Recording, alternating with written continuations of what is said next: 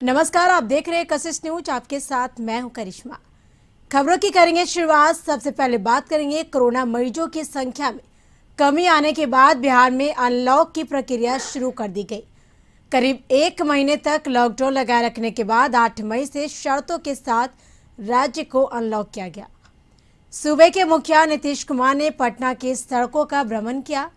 अपने काफिले के साथ मुख्यमंत्री पटना की सड़कों का हाल जानने निकले। इस दौरान उन्होंने पटना के कुछ इलाकों का भ्रमण किया और अनलॉक के बाद उत्पन्न स्थिति का जायजा लिया।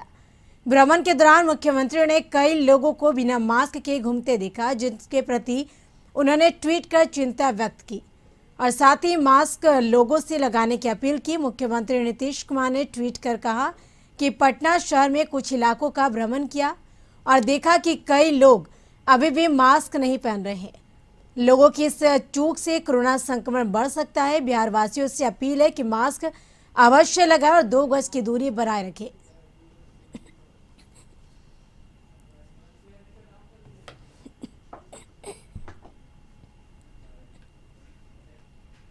बांका जिले के नवटोलिया स्थित मदरसे में हुए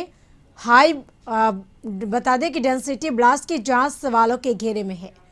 अब तक इस कांड की जांच में जुटे पुलिस और बिहार एटीएस की टीम स्पष्ट नहीं कर पाई है क्या यह सब हुआ कैसे। अब इस मामले में जांच की कमान एनआईए को सौंप दी गई है। एनआईए इस पूरे मामले की जांच करेगी। हालांकि बांका के डीएम और एसपी ने कहा कि मदरसा विस्फोट में देसी बम होने के संकेत मिले हैं।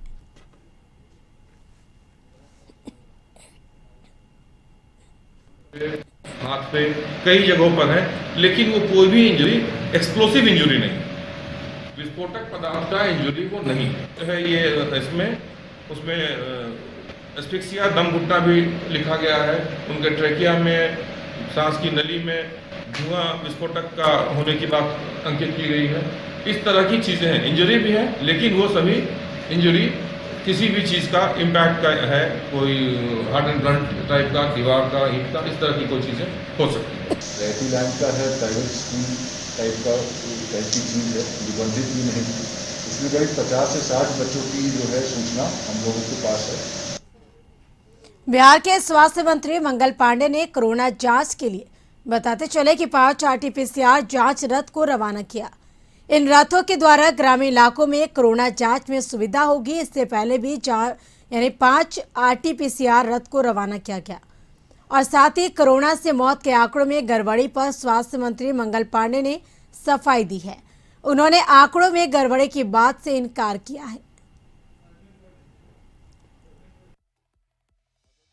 जी के द्वारा पहले दिन 1 और फिर 4 मोबाइल RT-PCR वाहन राज्य के विभिन्न ग्रामीण क्षेत्रों में भेजे गए थे, जिनके माध्यम से सुदूर ग्रामीण क्षेत्र में रहने वाले लोगों का भी कोरोना RT-PCR मशीन के माध्यम से हो रहा है।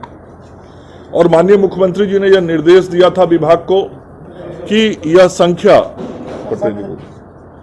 संख्या और बढ़ाई जाए। यह काम सभी के सुझाव पर किया गया। पिछले 15-20 दिनों में सभी जिला प्रशासन के लोगों ने, जिलाधिकारी ने इसकी मॉनिटरिंग की और रिपोर्ट तैयार करके मुख्यालय को भेजा। जो रिपोर्ट तैयार किया गया, फिर उसको इकट्ठा एक जगह किया गया, सभी जिलों के आंकड़ों को एक साथ जोड़ा गया और समाज के सामने, राज्य के सामने, सभी के सामने वो आंकड़े कल हमारे विभाग के प्रधान सचिव के द्वारा प्रस्तुत किए गए। बताया गया कि क्या वास्तव में स्थिति है और हम लोगों ने आगे बढ़ के, सरकार ने आगे बढ़ के इस विषय को निकाला और लोगों तक सहायता पहुंचाने का काम किया है। पूर्व सीएम जीतनराम मांझी ने एक बार फिर से भाजपा पर हमला किया। मांझी ने ट्वीट करते हुए लिखा कि गरीब दलित जब आगे बढ़े तो नक्सली, गरीब मुसलमान जब मदरसा में पढ़े तो आतंकी। ऐसी मानसिकता से बाहर निकलिए, राष्ट्र की एकता अखंडता के लिए ठीक नहीं है। और साथ ही मांझी ने बांका बम विस्फोट की उच्च स्तरीय जांच की मांग की। बता दें कि इससे पहले बीजेपी विधायक ने बांका विस्फोट को लेकर मदरसों के खिलाफ विवादित बयान दिया था।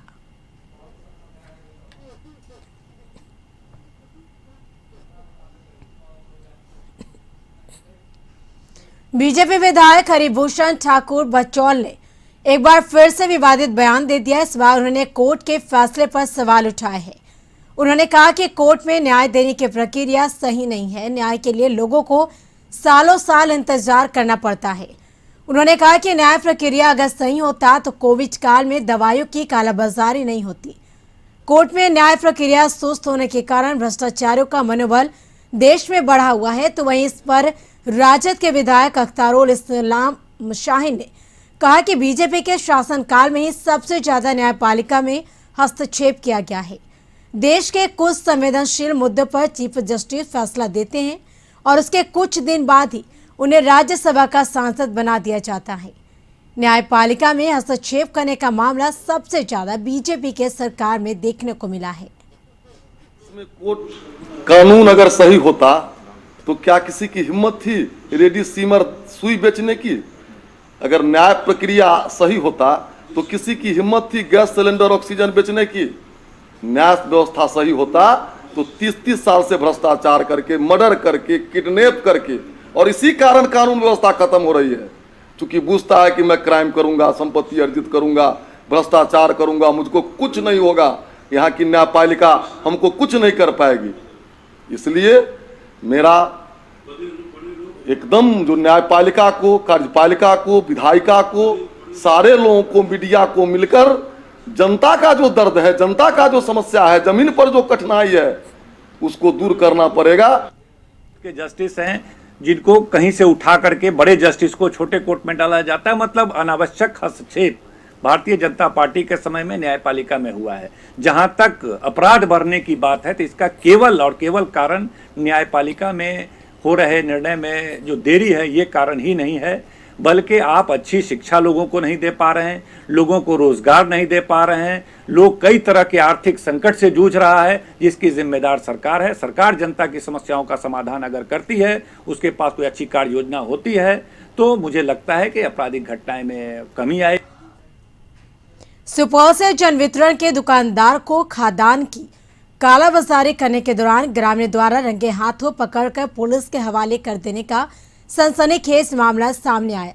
इस दौरान एक पिकअप गाड़ी पर लदी चावल से डीलर और चावल के व्यापारी को भी पुलिस ने गिरफ्तार किया।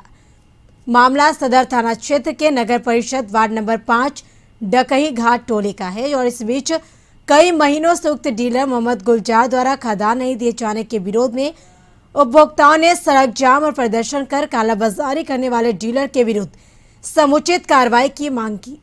आक्रोशित लोगों ने खासकर उपभोक्ताओं का आरोप है कि डीलर द्वारा दबंगई के बल पर कुछ उपभोक्ताओं को कई माह से राशन नहीं दिया जा रहा था। इस बीच डीलर द्वारा चावल की कालाबाजारी की जा रही थी, जिसकी भनक लोगों को लग गई। लोगों ने रंगे हाथ उक्त डीलर गुलजार को खाद्यान्न की कालाबाजारी करते देखा गया, जिसके बाद सदर पुलिस को सूचना दी गई। मौके पर पहुंची पुलिस ने चावल की बोरी से लदे पिकअप के साथ व्यापारी वैद्यनाथ चौधरी और डीलर गुलजार को मौके से गिरफ्तार किया और जांच शुरू कर दी। है सर, यहाँ राशन आता है या फ्री वाला। क्या नंबर वार्ड है नगर परिषद? 5 नगर। कौन है डीलर? डीलर मोहम्मद गुलजार। अच्छा, क्या परेशानी है बताइए। परेशानी यही है जो राशन आता है यहाँ, राशन आने पे चाहे फ्री वाला अनाज हो या पैसे वाला अनाज हो, यहाँ कोई राशन संपूर्ण नहीं मिलता। अच्छा, क्या कहता है डीलर? ये कहना निशान लेने के बाद भी कहता है जो आपका फिंगर नहीं आता। आज सुबह करीब 3:30-4 बजे डकही घाट के स्थानीय निवासियों द्वारा फोन पे सूचना दी गई थी कि एक गाड़ी पिकअप है जिसपे कुछ चावल लोड है, उसको पकड़ के रखा है उन्होंने। उसके साथ 2 व्यक्तियों को भी पकड़ा हुआ है ग्रामीणों ने। प्राप्त सूचना के आलोक में स्थानीय थाना को, सुपौल थाना को भेजा गया था और उन लोगों को थाना लेके आया गया। समस्तीपुर के हसनपुर थाना क्षेत्र अंतर्गत धोबौलिया गांव स्थित अपने घर से 3 दिन पहले गायब हुए युवक का शव गांव स्थित प्राथमिक विद्यालय के पीछे पोखरे से बरामद हुआ। प्रथम दृष्टया मामला प्रेम प्रसंग का प्रतीत हो रहा। युवक का शव बरामद होने के बाद आक्रोशित ग्रामीणों ने हसनपुर सखवा सड़क को जाम कर घंटों बवाल काटा। घटना की सूचना पाकर पहुंचे स्थानीय पुलिस ने आक्रोशित लोगों को समझा बुझाकर और उचित न्याय दिलाने का भरोसा दिलाकर शांत कराया।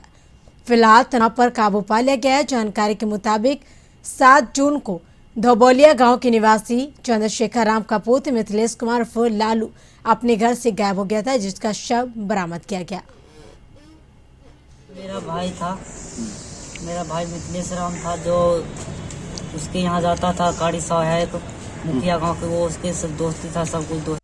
उसमें गया, 1-2 दिन गया, 3-4 दिन बुला के खिलाया पिलाया। उसके बाद पता नहीं कहाँ क्या था। उसके बाद रात में उसका लड़की था, 7 तारीख लड़की से कुछ था अफेयर, उसमें बातचीत किया। उसके बाद बातचीत किया, लड़की ने फ़ोन किया रात को करीब 2-3 के करीब में फ़ोन किया। इसने फ़ोन करके बिन बताए गया और वहाँ पे सब मिलके उसके परिवार पे मारे पीट किए, पूरे फोन में।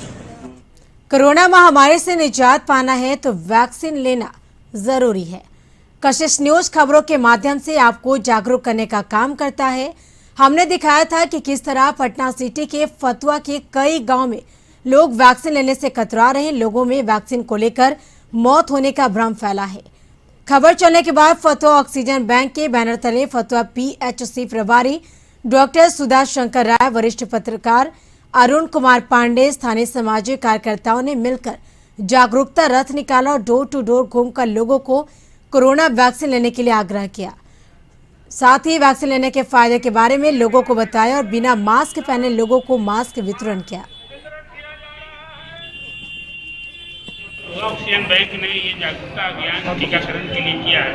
इसकी जरूरत न सिर्फ फतुहा में, बिहार में, संपूर्ण देश में है। आपको मालूम होगा कि पूरे देश में, जैसा आपको मालूम कि बहुत पिछड़ाकारी बात है, 18% लोग शहरी क्षेत्रों में टीकाकरण हुआ है पूरे देश में, और ग्रामीण क्षेत्रों में 6%।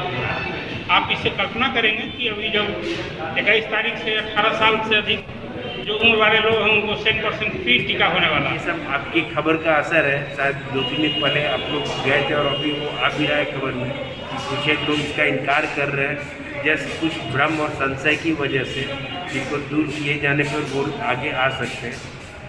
और क्या लगता है अभी फतुहा के शहर क्षेत्र की बात किया जाए तो क्या कितना % वैक्सीन पर? लेकिन ये मतलब एक कटु सत्य बोलेंगे इसको, पता नहीं। मैं जितना देख रहा हूँ, मैं वर्चुअली बाहर रोड पे भी घूमता फिरता रहता हूँ, ये देखता रहता हूँ कि ये सज्जन टीकाकरण का काम में खुद लिए हैं, क्योंकि सबके सब प्रतिष्ठित व्यक्ति हैं, समाज में उनका स्थान। पटना सिटी के आलमगंज थाना क्षेत्र के सादिकपुर मछुआ टोले स्थित एक निर्माणाधीन मकान में पुलिस ने गुप्त सूचना के आधार पर छापेमारी कर 3 बदमाशों को गिरफ्तार किया। उनके पास एक देसी कट्टा और एक जिंदा कारतूस बरामद किया गया। इस पूरे मामले पर आलमगंज थाना की पुलिस का कहना था कि गुप्त सूचना मिली कि किसी घटना को अंजाम देने के फिराक में 3 बदमाश इकट्ठा हुए हैं, जिस पर कार्रवाई करते हुए पुलिस ने छापेमारी कर तीनों बदमाशों को गिरफ्तार कर लिया। गिरफ्तार बदमाशों में राजा बाबू नामक बदमाश पूर्व में शास्त्री नगर थाना और शाहपुर थाना क्षेत्र से लूट और डकैती मामले में जेल जा चुका है और करीब 6 वर्ष तक जेल में रहने के बाद वह जेल से बाहर निकला और किसी घटना को अंजाम देने के फिराक में था, तभी पुलिस ने गिरफ्तार कर लिया। भारत कुमार का निर्माणाधीन मकान है जो कि वो बना रहे हैं, उसमें गेट वगैरह नहीं है। उस पर कुछ लोग जाके सूचना मिला कि कुछ लोग जो है वो गांजा उंजा पीते हैं और बदमाशी करते हैं। इस सूचना पर पुलिस जब वहाँ गई तो 3 लड़के थे जिसे कि रोका गया और जब उन्हें के साथ सर्च किया गया तो एक पिस्टल और मतलब कट्टा, जिसको देसी कट्टा कर सकते हैं, और एक गोली बरामद हुआ। उन्हीं के साथ तीनों बैठा हुआ था। इस तीनों को पकड़कर थाना लाया गया। बाकी आगे कार्रवाई की गई। ब्रेक के बाद आपका स्वागत है। बिहार के वैशाली जिले के हाजीपुर स्थित HDFC बैंक की ब्रांच से 1.19 करोड़ रुपए लूट लिए गए। बताया जा रहा है कि इस वारदात को बाइक सवार 5 बदमाशों ने अंजाम दिया। वही घटना को अंजाम देने के बाद आरोपी बता दें कि लहराते हुए पिस्तौल फरार हो गए। इस मामले की जानकारी मिलने के बाद शहर में हड़कंप मच गया। पुलिस ने नाकाबंदी करके आरोपियों की तलाश शुरू कर दी। जानकारी के मुताबिक बैंक खुलने में यानी कुछ देर बाद ही बदमाश ब्रांच में घुस गए। उन्होंने हथियारों के दम पर सभी कर्मचारियों को बंधक बना लिया और वारदात को अंजाम दिया।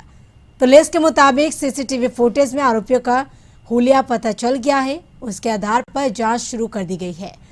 पुलिस का दावा है कि आरोपियों तक पहुंचने में जल्द ही कामयाबी मिल सकती है। बैंक है जड़ुआ में, वहीं पर लूट की बात बताई जा रही है। 10:20 में 4 अपराधकर्मी अंदर प्रवेश किए थे, हथियार के बल पर लूटपाट किए हैं अभी करीब 1 करोड़ 19 लाख का लूट का बताया जा रहा है और हिसाब जोड़ रहे हैं लोग। ये जलवा खाता है अराउंड 10-20 के बीच में जो जानकारी हासिल हो रही है, हम लोगों ने देखा है कि 5 लोग घुसे हैं और बैंक रॉबरी करके हुए बाहर निकले हैं। कुछ क्लू जो हम मिल रहे हैं वी आर फॉलोइंग दोस्त।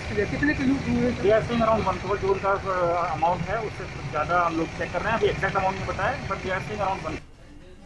पटना से खबर, आतंकवाद निरोधक दस्ता में पदस्थापित 42 पुलिस पदाधिकारियों का तबादला हुआ। पुलिस मुख्यालय ने अधिसूचना जारी की है। तो आतंकवाद निरोधक दस्ता में पदस्थापित 42 पुलिस पदाधिकारियों का तबादला हुआ है। पुलिस मुख्यालय ने अधिसूचना जारी की है।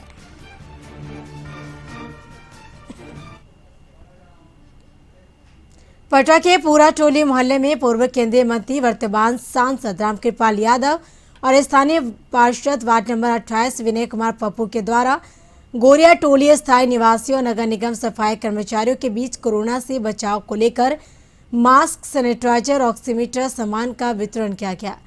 इस मौके पर सांसद रामकृपाल यादव ने लोगों से कोरोना से बचाव को लेकर सरकार द्वारा जारी गाइडलाइन का पालन करने का अनुरोध किया। वहीं पार्षद विनय कुमार पप्पू ने कहा कि सफाई कर्मचारियों का रोजाना काम लोगों के बीच होता है, इसलिए उन्हें बचाव के लिए मास्क और सैनिटाइजर जैसी सामग्री मुफ्त में दिए जा रहे हैं।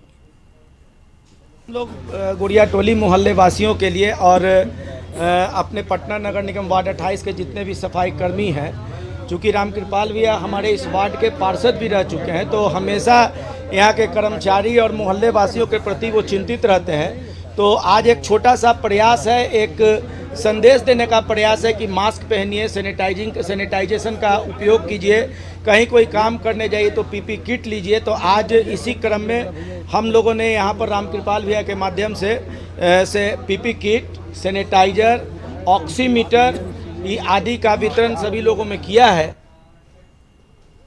पटना के सचिवालय थाने पर लोगों ने जमकर हंगामा किया।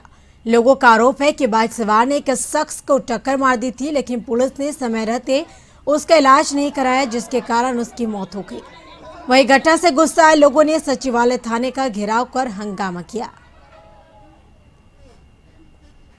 इस बार बिहार लोक सेवा आयोग की परीक्षा में बताते चले कि अल्पसंख्यक छात्र छात्राओं का प्रदर्शन काफी अच्छा रहा। बिहार सरकार के अल्पसंख्यक विभाग के अंतर्गत हज भवन में बिहार लोक सेवा आयोग के अभ्यर्थियों के लिए निःशुल्क कोचिंग की व्यवस्था की गई थी।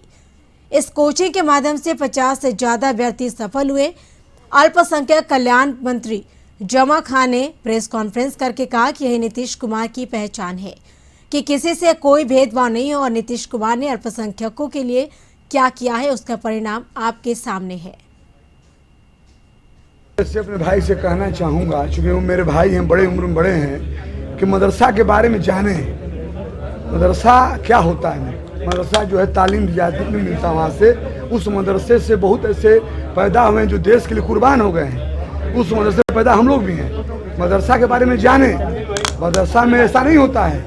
और रही सवाल उन्होंने कहा है, जो मैं कल में सुना भी था, मैं उनसे कहना चाहता हूँ, इसकी जाँच चल रही है, जाँच एजेंसी चली गई। जाँच में जो भी होंगे, जो जाँच में गलत पाए जाएंगे, कहीं न कहीं उनका अगर कहीं से भी अगर उस मामला में लिप्त पाए जाएंगे तो छूटेंगे नहीं, छोड़े नहीं जाएंगे। मेरी सरकार गंभीर है, मेरी सरकार जांच एजेंसी भेज दी है, जांच चल रहा है, लेकिन इसी मदरसे पे उंगली उठाना ये गलत है, सरासर गलत है। बिहार के भोजपुर में आर्थिक तंगी से लड़ रहे परिवार की बता दें कि शादी लोगों की मदद से हो सकी। हालात ऐसे थे कि एक पिता के पास अपनी बेटी की शादी कराने के लिए पैसे नहीं थे। आर्थिक स्थिति ऐसी नहीं थी कि वो अपनी बेटियों की शादी करा सके। इधर भाई ने जब पिता की स्थिति को जाना तो अपनी किडनी बेचने तक के लिए राजी हो गया ताकि किसी भी तरह दोनों बहनों की डोली घर से उठ सके। लेकिन इसी दौरान लोगों ने मदद की और मां ने लोगों से मदद और भिक्षा मांगकर 2 बेटियों का कन्यादान किया। 2 बेटियों की शादी में कुछ लोगों ने पैसा दिया तो कुछ लोगों ने सामान और खाद्य सामग्री, जिसके बाद एक नहीं बल्कि 2 बेटियों की शादी एक साथ एक ही परिवार के 2 लड़कों के साथ हुई।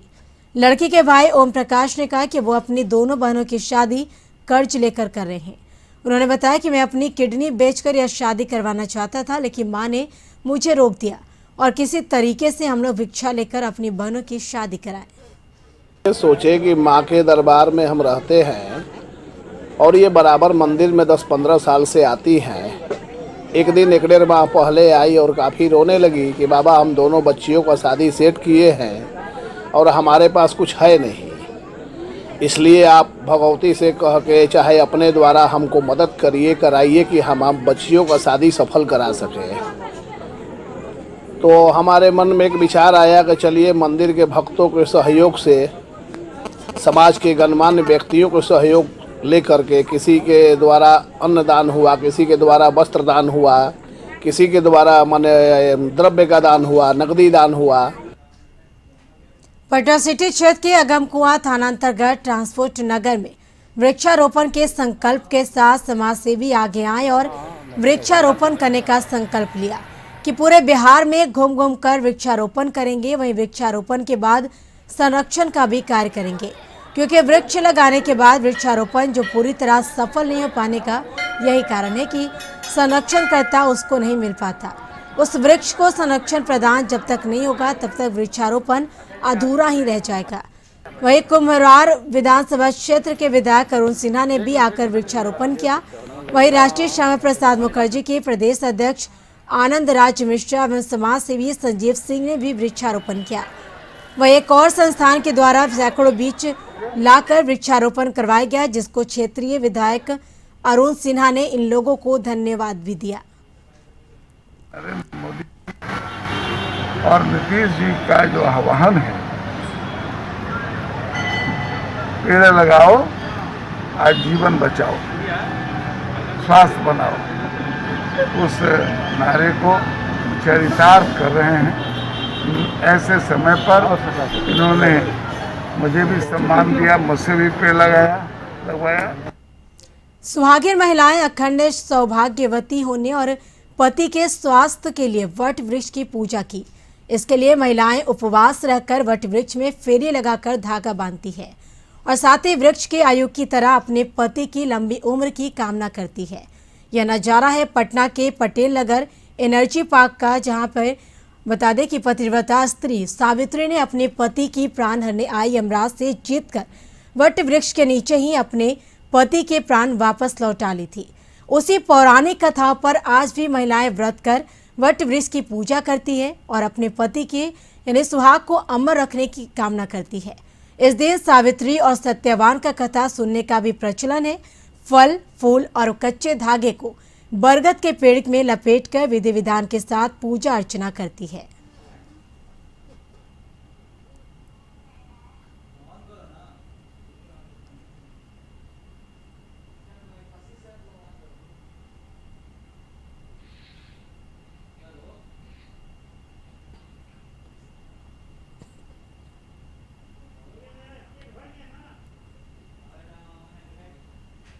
सुहागिन महिलाएं अपने पति की लंबी आयु और सुखद वैवाहिक जीवन को लेकर वट सावित्री व्रत रखते हुए बरगद के पेड़ के नीचे पूजा अर्चना की।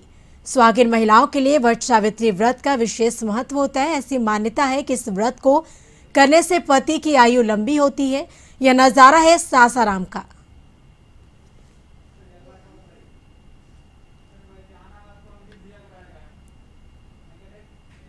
जहानाबाद जिले में भी भक्तिभाव से वट सावित्री की पूजा की गई। पति के दीर्घायु के लिए सुहागिनों ने व्रत किया। सजना की जिंदगानी के लिए सुहागिनों ने वट सावित्री की पूजा की। ऐसी मान्यता है कि इस व्रत को करने से पति की आयु लंबी होती है।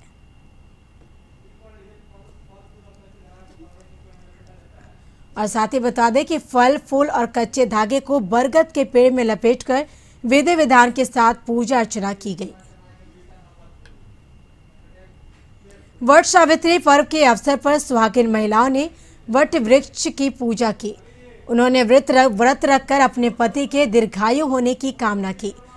सुहागिन महिलाएं अखंड सौभाग्यवती होने और पति के स्वास्थ्य के लिए वट वृक्ष की पूजा की और इसके लिए महिलाएं उपवास रहकर वट वृक्ष में फेरी लगाकर धागा बांधी। साथ ही वृक्ष की आयु की तरह अपने पति की लंबी उम्र की कामना की।